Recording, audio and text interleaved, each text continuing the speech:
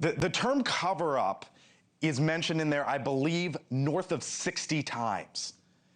But yet you have not accused anyone of a crime, Congressman. Do you believe that there needs to be a further investigation on whether crimes were committed in the Biden White House? Yes, we do. And look, the president was shielded from everyone. Even these senior staffers admitted under oath that some of them would seem less than once a month that worked in the White House every day. Ian Sams, who was his press secretary, who gave daily press conferences during the Biden influence peddling investigation that I led, during the Robert Hur investigation. He gave daily briefings implying he was talking to President Biden. But when we got him under oath, he admitted he only saw President Biden in person But is that a crime? in 2 years.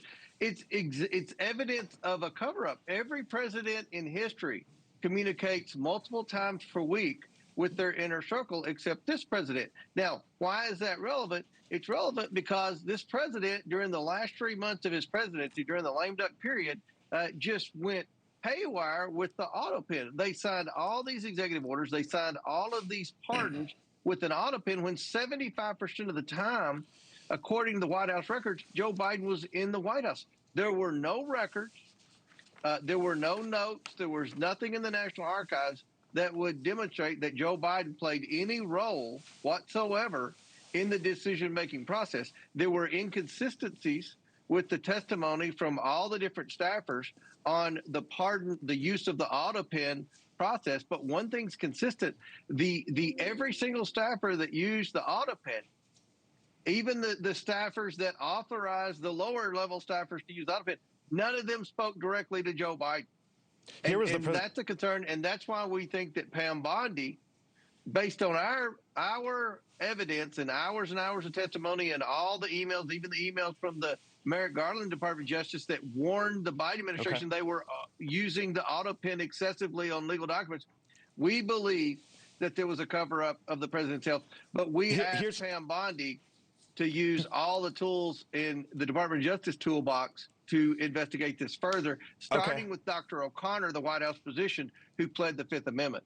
So I hear you. Here's what President Biden, a spokesperson, said. Quote, President Biden made the decision of his presidency, made the decisions of his presidency. There was no conspiracy, no cover-up, and no wrongdoing. Congressional Republicans should stop focusing on political retribution. It doesn't seem like, Congressman, that there is a smoking gun example that you guys have put forward on the autopen. Is there? What would you say to President Biden's team? I would love to have a conversation with President Biden. I would love to do it on your show. Look, that's a statement. Why doesn't he come out and say that? It's the same thing. They shielded him from meeting with his inner circle. The White House physician, when asked under oath, were you ever told to lie about Joe Biden's health? He pled the Fifth Amendment.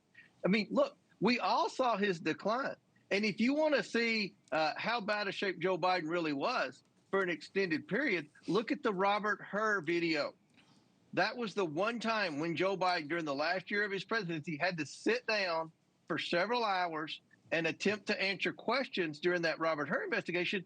And it was pitiful. I mean, anyone who watches that video and listens to the audio and see how confused he was and how he couldn't answer questions. This is not a guy that could be able to go through thousands of pardons and determine whether or not they were worthy of a pardon or commutation. That's what the law states. That's what the Constitution states. Only the president has the power to pardon, not a staffer. He cannot delegate that to another staff. So we think the evidence is overwhelming that Joe Biden was in a mental decline.